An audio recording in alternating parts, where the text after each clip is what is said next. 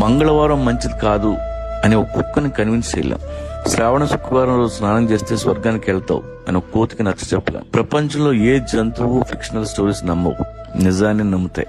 కానీ ఈ బూడిది రాస్తే దెయ్యం రాదు అంటే మనం నమ్ముతాం. ఈ రాయి లోపల పెట్టుకో ప్రపంచాన్ని వెళ్తామంటే మనం నమ్ముతాం. మనిషి మైగ్రేట్ అయిన నాడు బానే ఉన్నాడు. 7,000 సంవత్సరాల క్రితం వ్యవసాయం కనిపెట్టాడు. ఆ తర్వాత వేట మానేశాడు. ఇంటి చుట్టూ పంట, చేతిలో కంచం, పని తగ్గింది. అక్కడి నుంచి అన్ని దరిద్రాలు చుట్టుకున్నాయి. తర్వాత దేవుడు పుట్టాడు, మతం పుట్టింది, బిలీఫ్ సిస్టమ్స్ తయారయ్యాయి. వాటి మధ్య పెరిగాం. క్వశ్చన్ చేసే ధైర్యం లేదు. నలుగురితో నారాయణ, గుంపుతో గోవింద. ఇప్పటికీ మైగ్రేషన్ లో ఉన్న అన్ని జంతువులు నిజంలో బతుకుతాయి. మైగ్రేషన్ ఆగిపోయిన మనం అబద్ధంలో బతుకుతున్నాం.